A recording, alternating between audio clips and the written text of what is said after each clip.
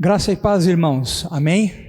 Vamos dar início à aula desta tarde, a nossa EBD de verão, cujo tema é a política e a Bíblia. Nós estamos aí há exatamente 3 domingos, com este será o 4º, procurando refletir no que a Bíblia diz a respeito deste tema, né, tão fundamental e essencial para nós cristãos, porque lembrando, nós somos cidadãos da pátria aqui que se chama Brasil, né?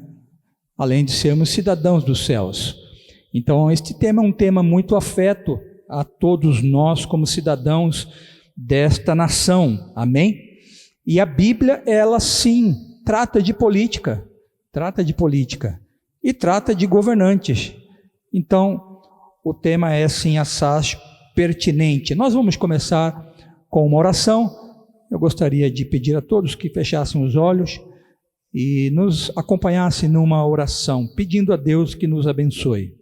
Senhor, nós te glorificamos e te bendizemos por este dia, o dia do Senhor, por estarmos aqui, Senhor, na tarde deste domingo, para, Senhor, meditarmos na Tua Palavra, estudarmos as Santas Escrituras, para aprendermos, ó Pai, através dela, a nos conduzir e a viver em todos os temas, ó Pai, afetos à nossa vida aqui como cidadãos do Reino dos Céus. Te agradecemos pela Tua presença neste lugar, pedimos que o Teu Espírito Santo nos conduza, nos dirija, ó Deus, nos oriente em todos os momentos que aqui passarmos estudando a Tua Palavra, e que possamos então, Senhor, ser edificados por ela, e o Teu nome seja então glorificado em nossas vidas. Nós oramos em nome de Jesus. Amém. Amém, queridos? Estamos recebendo aqui os raios de sol, né? Ali acho que vai dar para os irmãos verem. Só eu que vou ficar um pouco mais bronzeado um pouquinho. Eu quero ler com os irmãos um texto, queridos, que se encontra no Evangelho de João, capítulo 18. Eu acredito que nós já tenhamos referido este versículo ao longo das nossas aulas, nestes domingos, aqui nesse texto de João, capítulo 18, o versículo é o verso 36 e 37. Lembrando aqui Jesus, dando um pouco do contexto, Jesus está perante Pilatos. Ele está num julgamento, um julgamento humano, né? O juiz de toda a terra está sendo julgado por um homem da terra, né? O juiz que virá julgar todos aqui é julgado por um, e ele está sendo julgado por Pilatos a pedido dos judeus, e Pilatos então começa a indagá-lo, né? E ele pergunta a Jesus: Jesus, a sua própria gente está condenando, né, você. O que foi que você fez? Aí Jesus, no versículo 36, diz assim: Jesus respondeu: o meu reino não é deste mundo. Se o meu reino fosse deste mundo, os meus ministros se empenhariam por mim, para que eu não fosse entregue aos judeus. Mas agora o meu reino não é daqui. Pilatos perguntou: então você é rei? Jesus respondeu: o Senhor está dizendo que eu sou. Eu para isso nasci e para isso vim ao mundo, a fim de dar testemunho da verdade. Todo aquele que é da verdade ouve a minha voz. Amém. Com esse texto, Jesus deixa algo bem claro, né, nesse aspecto que diz respeito à questão da política e à religião, a política e a Bíblia, né, a política e o reino de Deus. Jesus deixa claro que são coisas distintas, né? Uma coisa é o reino dos céus, uma coisa são as leis que regem este reino, outra coisa é o reino dos homens, outra coisa são as leis que regem os governos humanos, como no caso ali o governo de Pôncio Pilatos. Não há que se misturar as duas coisas, né? A igreja não deve impor, né, sobre um governo suas leis, e o governo também não deve impor sobre a igreja, né, sobre o corpo de Cristo, né, sobre a religião, regras. São coisas separadas. E nós começamos a ver isso, né, já logo no primeiro domingo deste estudo, né? E nós estamos, dentro desta visão, procurando então maneiras de perceber e entender como cristãos, como nós nos relacionamos então com o ente político, com a entidade governamental, com o Estado, né? E é isso que nós estamos desde o primeiro domingo vendo. Nós já percorremos aqui um caminho. Eu acho que é bom dar só uma refrescada, né, naquilo que a gente pôde ver. Nós vimos até aqui algumas posições equivocadas com respeito ao envolvimento cristão com a política, em especial destacando que este aspecto que nós colocamos deve ser sempre observado, né? Religião não deve ser algo imposta pelo governo, mas também não deve ser cerceada, restrita pelo governo, como muitas vezes os governos tentam e procuram fazer, né?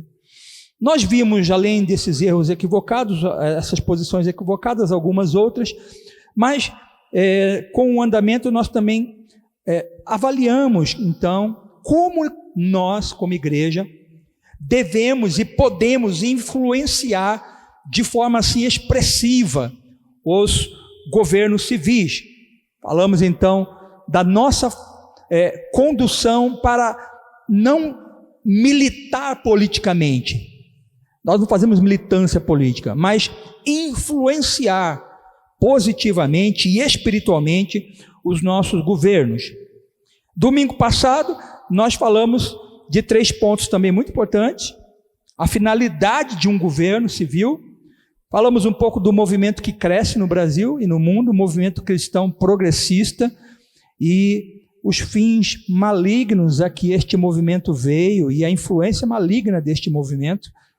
E falamos um pouco do totalitarismo político, coisa que está muito nas notícias, infelizmente, desses últimos dias, né? Como políticos totalitários se movem neste mundo para estabelecer, né, suas vontades, o seu querer político e governamental.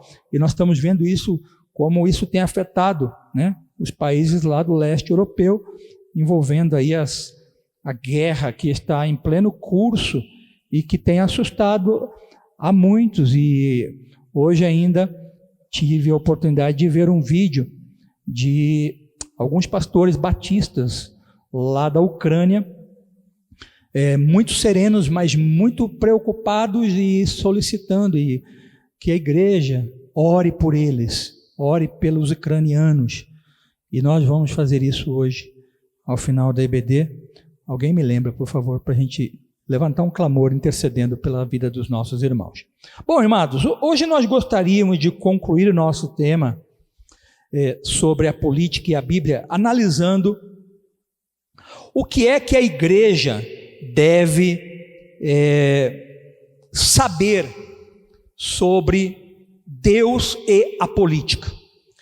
Eu acho que para nós concluirmos, é fundamental que nós tenhamos ainda mais claro o que Deus pensa da política, como Deus se relaciona com a política, o que há de importante como igreja sabermos, né, sobre Deus e a política. Aí eu queria fazer uma pergunta, e lembrando que a participação é franca, viu, amados? Ninguém paga nada. Temos o microfone aí disponível? Temos? O Denis vai providenciar. Para quem desejar e quiser contribuir com a sua visão, né? Ou, se você tem alguma dúvida, fazer perguntas também. E eu queria começar perguntando, para que a gente possa fazer uma reflexão rápida, inicial, a respeito do seguinte: como você pensa, o que você acha, né, que Deus está pensando acerca de tudo isso que está acontecendo nestes dias? Nós estamos, como nós dissemos, diante de uma situação que começou com rumor, né? Lembra da profecia de Jesus? Rumores de guerras e guerras. Sabemos que haveriam esses eventos no mundo, sobretudo nesses dias que, muito provavelmente, queridos, se não são, se parecem muito com os últimos dias proféticos e apocalípticos descritos na Bíblia. Então Jesus fala de rumores de guerra e fala de guerras. O que era um rumor, né? Hoje virou uma guerra. Guerra de verdade. Guerra de invasão, de luta armada e de morte. E pior ainda, não sabemos como isso pode se desdobrar. Alguns especialistas já falam numa possível terceira guerra mundial. E aí? O que você acha que Deus está pensando sobre tudo isso nesse momento? Como você avalia?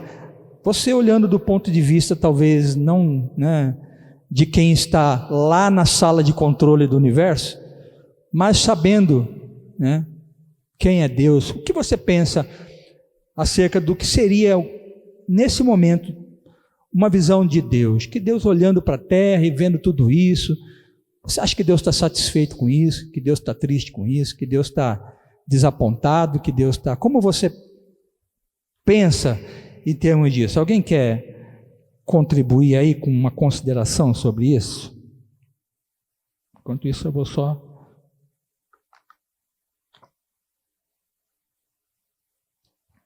Deus não está pensando nada, queridos? Deus está...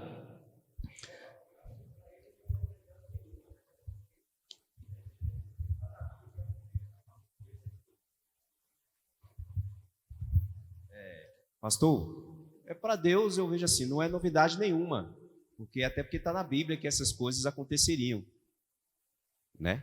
E que nós como cristãos não devemos ficar aterrorizados com isso, que a nossa confiança não está no homem, está em Deus. Sim, então o Charles está defendendo ali que Deus está... Como poderia dizer isso, Charles? Deus está apático a isso? Insensível? Como que ele está? Ele está de olho, não está apático. Está de olho. Não está apático nem insensível, ele está só observando. Está observando tudo. Tudo. Parece um pouco aquele pai que vê que o quarto dos meninos está uma verdadeira guerra, um menino brigando com outro, quebrando tudo, daqui a pouco já tem menino querendo espetar o outro com brinquedo e você está ali só olhando, assim, observando. Pois é, pastor, eu acredito assim.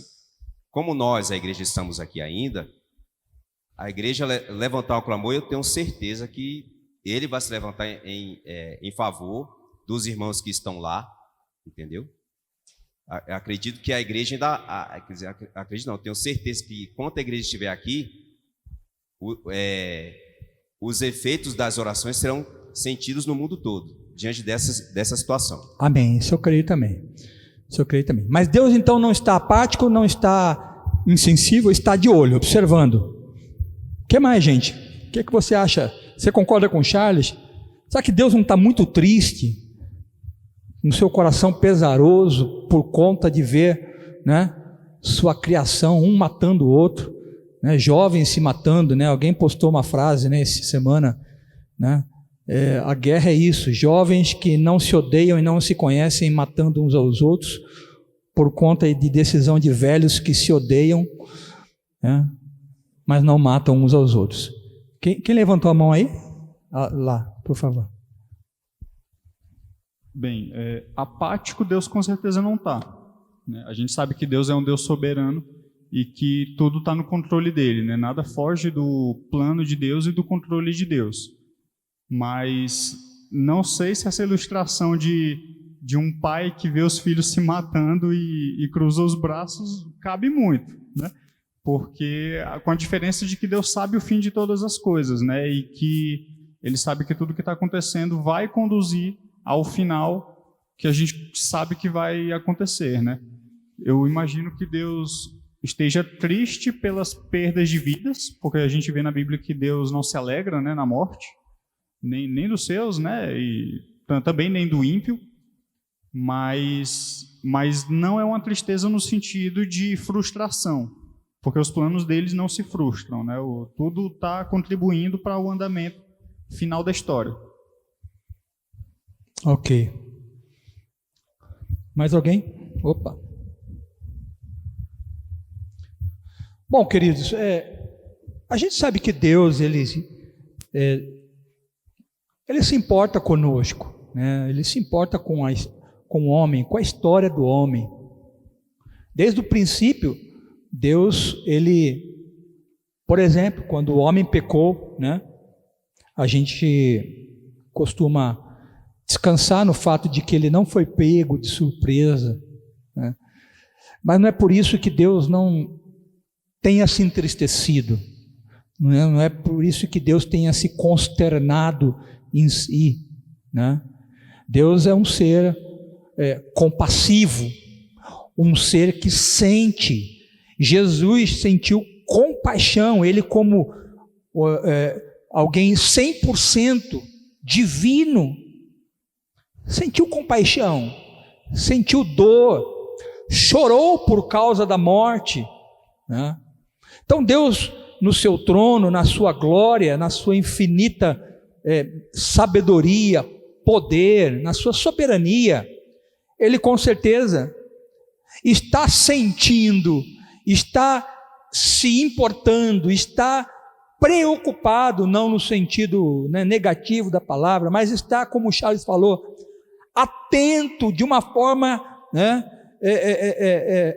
não imparcial, não distante dessa movimentação toda que está havendo, sobretudo quando também, Charles, há ali vidas, o quê? Relatando isso para ele em oração, né? Diz a Bíblia lá em Êxodo que o povo de Israel gemia por causa do jugo egípcio, e Deus no céu, falando com Moisés, diz assim: eu ouvi a aflição do meu povo, por isso eu desci para livrá-los. Então, com certeza, joelhos dobrados que estão relatando isto ao coração de Deus, toda essa movimentação, isso promove em Deus alguma manifestação em seu ser, né, que vai se desdobrar em ações da sua soberania, do seu poder, com relação a tudo isso. O fato é que um primeiro ponto que a gente precisa entender e que tem a ver com esse envolvimento divino na história humana é que Deus, Ele governa. Gente, governo não é algo que se faz de forma, digamos assim, não participativa, né? Governo implica, sim, né, uma ação direta de quem governa. É muito difícil você governar sem interferir, sem intervir, sem dar rumo, sem dar direção, sem agir, né? Senão você não governa.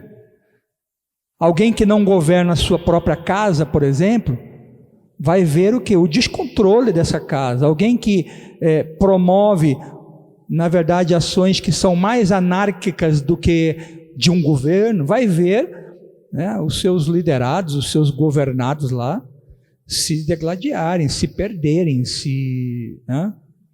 Então, Deus, Ele governa, e nós estamos falando de política, estamos falando de governantes, estamos falando de nações, estamos falando de reinos, e o primeiro ponto então é esse: Deus, Ele governa política, Deus governa governantes, Deus governa nações, Deus governa regimes, Deus governa países.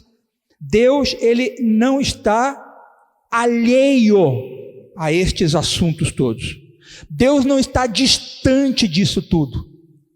Deus é santo, sim, Mas isso não é um assunto profano ao ponto de Deus, não, eu não vou me misturar com isso. Porque eu acho interessante algumas pessoas, como eu tenho ouvido, já ouvi, né? Esse assunto de política é um assunto que não tem importância para mim, porque eu gosto de estudar a palavra de Deus. Aí eu fiquei pensando, né? Como tudo bem, mas quer dizer que quando estudamos isso, não estamos estudando a palavra de Deus? Porque as pessoas têm esse preconceito, elas fazem essa separação. Por causa de uma influência, inclusive histórica e herética, do dualismo. O dualismo na religião é isso, no cristianismo foi assim. A vida espiritual é uma coisa, a vida secular é outra. O trabalho, a política, né? O lazer, isso não se mistura com a vida espiritual. Esse dualismo, querido, nunca existiu para Deus e para a Bíblia. Não existe vida espiritual e vida material, vida familiar e vida eclesiástica. Não existe essa separação. E não existe essa questão, então. Não, política é uma coisa, Deus é outra. Não, Deus ele é um ser que se envolve e não está alheio a nada. E também nesses assuntos. Né? Então, Deus ele governa a política, governantes, governa os rumos das nações. Agora a igreja precisa, como já foi falado, né? Acho que foi o Charles mesmo. A igreja precisa confiar na soberania de Deus. A igreja precisa descansar na soberania de Deus quanto à sua quando a gente fala, né? Quando a gente avalia essa questão dos rumos políticos e governamentais. Estamos falando de Brasil, né? Aqui no Brasil. Nós não devemos nos estremecer. Nós não devemos andar ansiosos por isso. A igreja precisa confiar de que Deus de fato está governando esses assuntos, política, governantes, eleições, escolha de presidente, escolha de quem vai ser o ministro que vai assentar numa cadeira ministerial de uma pasta executiva ou de uma pasta judiciária. A igreja precisa ter esta percepção madura espiritual de que esse assunto não escapou de Deus e de que Deus está sim ali exercendo soberanamente governo sobre essas escolhas, sobre as decisões e sobre tudo o que acontece. A igreja precisa saber disso. A igreja precisa crer naquilo que a Bíblia diz a respeito do governo de Deus sobre as nações, ter firmeza no coração, para ela ser uma referência para a sociedade. O que a Bíblia diz? Vamos ver alguns textos sobre o que a Bíblia diz nessa questão do governo. Por exemplo, Salmo 22, 28. O que diz aí o Salmo 22, 28? Está aí na tela. Pois do Senhor é o reino, e é Ele quem governa as nações. Que nações o salmista está falando, queridos? As nações da terra. Ele não está sendo aqui tão somente poético, romântico, utópico, não, ele está falando uma verdade bíblica, que eu e você, nós, a igreja, precisamos acreditar de verdade, né? Outro versículo, Salmo 66, 7, diz o quê? Ele, em seu poder, governa eternamente. O Charles falou que Deus está de olho, e o versículo comprova isso. Os seus olhos, eles vigiam as nações. E aí o versículo traz um alerta: não se exaltem os rebeldes, porque há governantes, há líderes, há pessoas que não entendem que há um limite que não pode ser ultrapassado. E se este limite da rebelião for ultrapassado, for transposto, É Deus quem vai punir esses maus governantes. Deus, ele levanta Faraó para punir Faraó por causa da rebeldia dele. Deus não vai deixar de punir. Deus vai punir. Então, os rebeldes saibam disso. Toda rebelião contra Deus será punida. Não passará incólume, né? E Deus está sim com os seus olhos postos. Deus está olhando cada movimentação. Você pensa que Deus não olhou quando aquele piloto daquele tanque, é piloto que fala? Deve ser piloto de tanque, né? Passou em cima de um carro de um civil. Deus olhou, Deus viu. Deus está atento a tudo isso. Deus está sabendo, Deus está acompanhando toda a estratégia que estão traçando para fazer o mal, para estabelecer poder, para fazer o que se acha que é certo. Deus está atento. O que mais? Outro versículo, Salmo 75, versos 6 e 7. Olha só: não é do Oriente e do Ocidente, nem do deserto que vem a exaltação. Deus é o juiz. A um ele humilha e a outro ele exalta. Então, fala-se que não, a liderança política mundial, global, virá de algum país do Ocidente. Não, é um país do Oriente que vai suplantar os poderes políticos dos países economicamente poderosos, belicamente poderosos do Ocidente. Alguém vai dizer, não é nem do Oriente nem do Ocidente, é da Ásia, é do deserto, é lá do extremo não sei o quê, que vai se levantar um governante que vai então subjugar os outros. E o salmista está aqui para dizer, assim, não é nem um nem outro, nem da esquerda, nem da direita, nem de lá, nem de cá. Quem exalta é Deus, Ele é o juiz. Outro versículo, Provérbios 21, 1. Eu gosto muito desse versículo. Quando eu vejo poderosos se levantando e pessoas temendo, né? Eu lembro desse versículo. O coração, como correntes de águas, assim é o coração do rei na mão do Senhor. Este o dirige para onde quiser. É Deus quem dirige, queridos. O coração do homem pode falar assim, eu vou fazer isso. Deus é quem vai dirigir o que é que vai ser feito. Aí você pode perguntar, mas o Senhor então está permitindo que tudo isso aconteça? Que o presidente russo tome essas decisões, avance no seu empreendimento? Nós vamos ver isso. E um último versículo, só para a gente passar por outro ponto, Daniel 4,17. O Altíssimo tem domínio sobre o reino dos homens. Ele dá esse reino a quem quer. Então, queridos, estas verdades bíblicas devem gerar fé no nosso coração. Uma fé que descansa, uma fé que está serena, confiando no poder soberano de Deus para tudo o que está acontecendo, em tudo que está acontecendo. Uma fé que descansa nessa soberania de Deus sobre a história e o desenrolar dos fatos políticos e governamentais, tanto aqui no Brasil, como no mundo. E como eu disse, Deus permite que as pessoas tomem essas decisões, os governantes tomem essas decisões? Sim, Deus permite, queridos, Deus permite.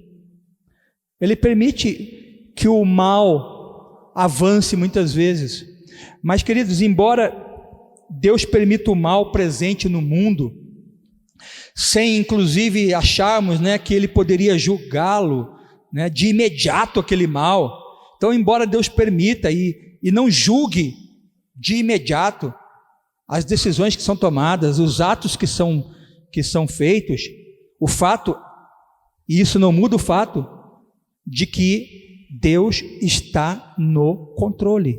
Deus governa autoridades, Deus governa governos humanos, Deus governa os destinos das nações da terra, e nós não podemos duvidar disso, não só de boca, mas de coração, duvidar disso. O que é que você sente quando você está diante do noticiário de algo que parece que perdeu o controle? Próximo ponto que nós queríamos avançar. Deus governa, governos, governantes e nações, e Deus realizará os seus propósitos na terra. Esta é a segunda verdade para a qual nós devemos atentar. Queridos, Deus vai realizar todos os seus propósitos na terra, amém? Você crê nisso? Deus vai realizar os seus propósitos, por exemplo, para os crentes. Deus tem propósito para com você.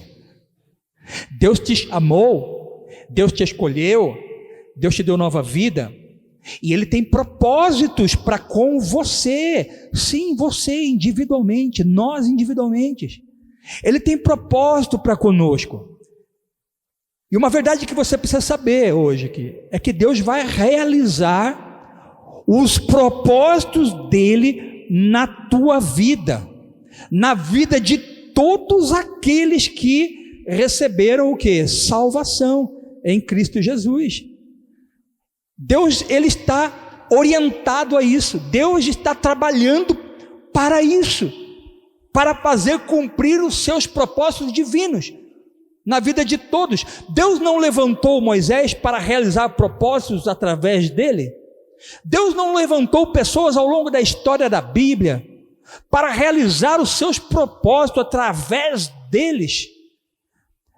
De igual forma, Deus nos levantou para, através de nós, realizar os seus propósitos divinos, benditos, de misericórdia, de salvação, da manifestação do seu poder, para que Ele seja glorificado. Deus, Ele tem os seus propósitos, amém? A Bíblia diz, tem um versículo que está em Romanos 8, 28, sabemos que todas as coisas, olha só, todas as coisas cooperam para o bem daqueles que amam a Deus, daqueles que são chamados por Deus segundo o seu propósito. Então, você ama a Deus, queridos? Você que está aqui ama a Deus? Você tem real convicção de que Deus te chamou? Então saiba disso. Ele vai cumprir os seus propósitos. As coisas estão cooperando, quer dizer, operando juntamente. Você pensa que não, mas uma coisa está conectada na outra, operando juntamente para que através da sua vida o propósito de Deus seja estabelecido em você e através de você. Outro versículo que nos dá essa certeza, Filipenses 1,6, você conhece também. Paulo fala, eu estou certo de que aquele que começou boa obra em quem? Vocês, nós. Ele há de completá-la até o dia de Cristo Jesus. Você acredita ou não de que este evento que está acontecendo lá do outro lado do mundo tem muito a ver com o propósito de Deus através das nossas vidas? Tem muito a ver, queridos. Tem tudo a ver.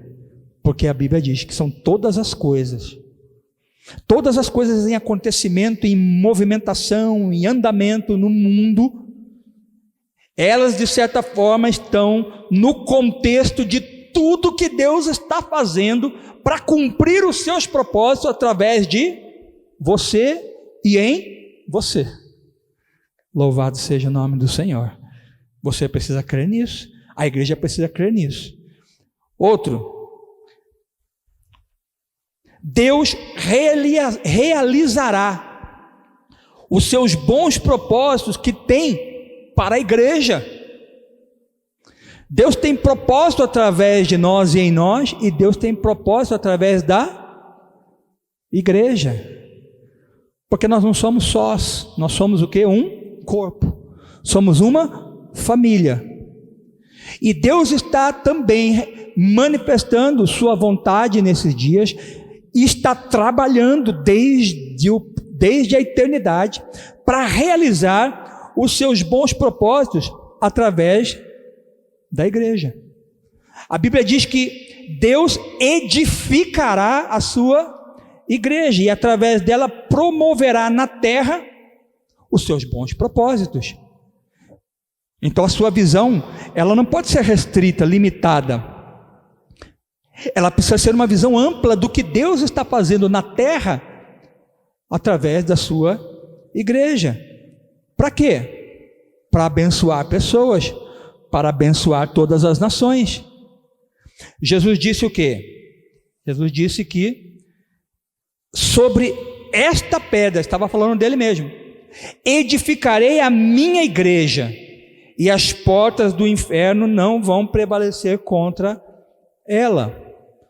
Então há verdades aqui espirituais muito importantes. Primeiro, ele vai edificar a igreja, ele está edificando a igreja, amém?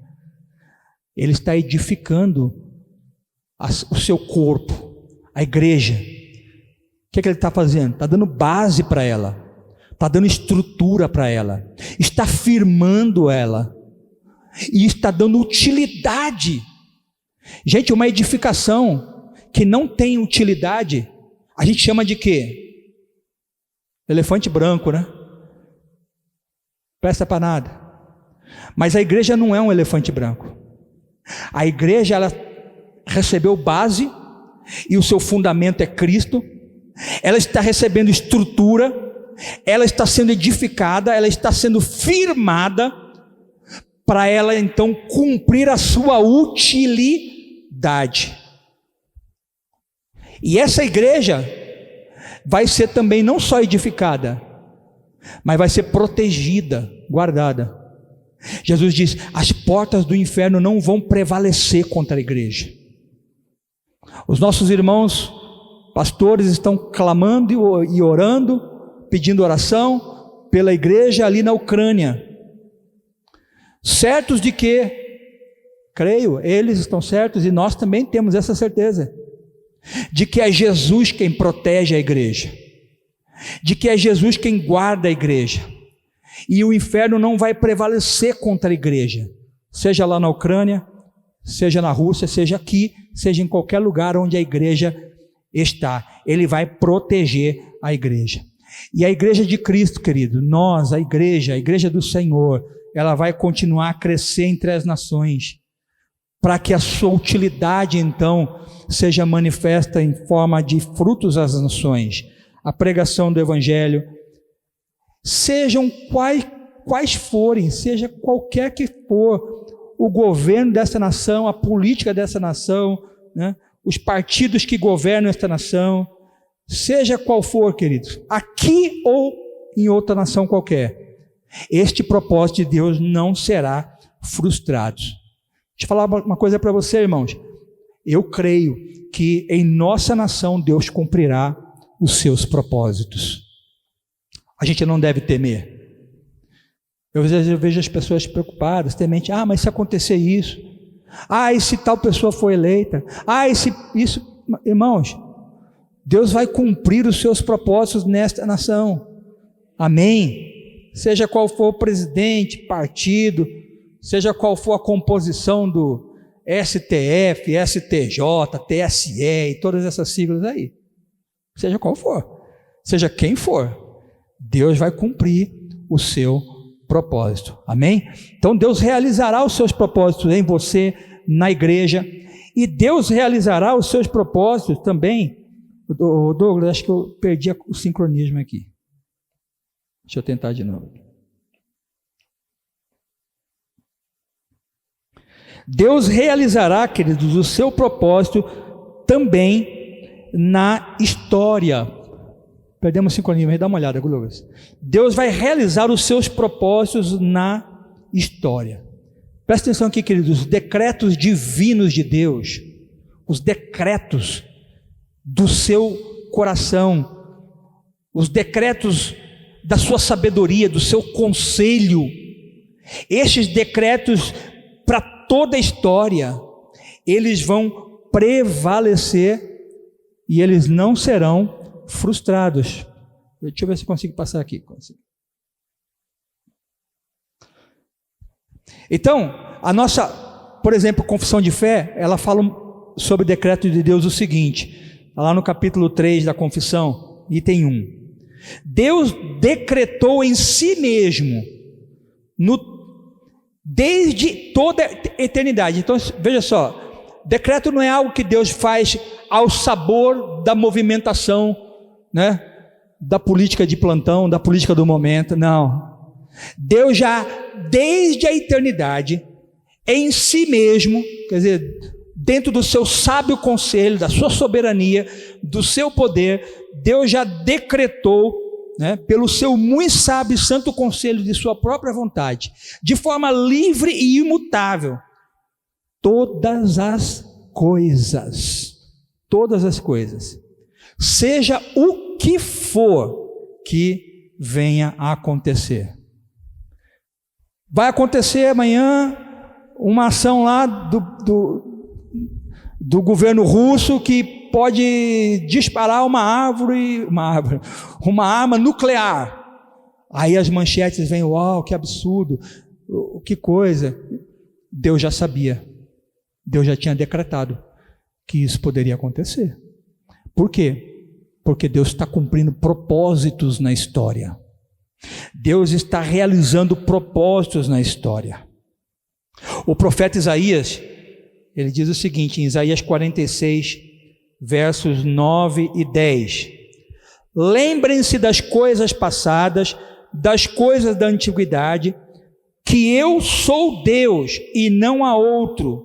Eu sou Deus e não há outro semelhante a mim. Desde o princípio anuncio o que há de acontecer, e desde a antiguidade revelo as coisas que ainda não sucederam. Eu digo, o meu conselho permanecerá em pé, e farei toda a minha vontade. Queridos, a gente pode até não querer concordar com algumas coisas, né? A gente fica às vezes chocados com algumas coisas. A gente faz perguntas. Por que, Deus, o Senhor permitiu isso? Por que o Senhor permite o mal? Mas o fato é que nós somos barro e Ele é o oleiro. Nós somos limitados e Ele é soberano, Ele é sábio. Nós somos temporais, Ele é atemporal. Deus, na sua eternidade, decretou todas as coisas e sabe que todas as coisas, no fim, serão boas e o seu nome será glorificado. Então, Deus está trabalhando para realizar os seus propósitos na história, na nossa história, a história do nosso país, a história da nossa nação, a história da nossa política, a sua história pessoal, familiar. Deus está trabalhando em cada detalhe dela, em cada detalhe de toda a história da humanidade. Amém? E um último ponto dentro deste aspecto é que muito em breve haverá um fim. Cristo voltará e Ele governará em definitivo as nações. Salmo 2 diz que Ele subjugará com vara de ferro as nações.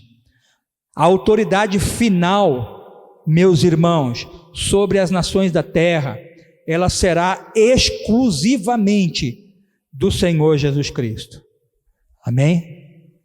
Não será da União Europeia, não será dos norte-americanos, não será dos chineses, dos russos, não será de ninguém, senão exclusivamente do Senhor Jesus Cristo. Não será de um movimento socialista, capitalista, de direita, de esquerda, de centro, não. Será exclusivamente do Senhor Jesus Cristo. Apocalipse 1, verso 15, aliás 11, verso 15, diz o seguinte: o sétimo anjo tocou a trombeta.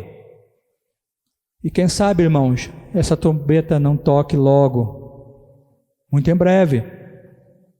Quando essa trombeta foi tocada, diz que houve no céu vozes fortes dizendo: o reino do mundo se tornou de nosso Senhor e de seu Cristo, e Ele reinará para todo sempre. Amém. Você pode dizer amém? A gente pode, se ninguém tiver alguma pergunta, nenhum comentário a fazer, se tiver, levanta a mão aí, mas a gente pode começar a caminhar para a conclusão do nosso assunto de hoje e do assunto como um todo.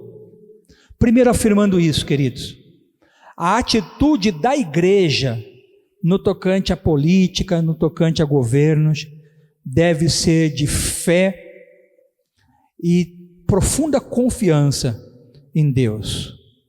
Jamais de ansiedade, jamais de medo, e eu acrescentaria aí, jamais de partidarismos, jamais de belicosidade, animosidade, jamais.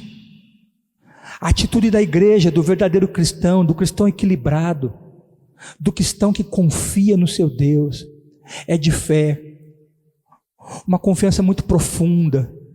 Quando você tem isso, querido, você não fica embarcando em qualquer projeto de militância. Eu vejo crente fazendo militância, direta ou indireta, brigando com família, brigando com irmãos. Irmãos, se ouve uma coisa, ouve outra, absorve aquilo no coração, deposita a sua fé em Deus, de que Deus pode até permitir uma coisa, pode permitir outra, Deus pode não permitir alguém, não pode permitir outra pessoa, Deus pode fazer o que Ele bem entende. Eu vou descansar no seu poder, na certeza de que Ele está trabalhando. Amém? Uma segunda declaração, acho que é importante: Deus nos levantou, queridos.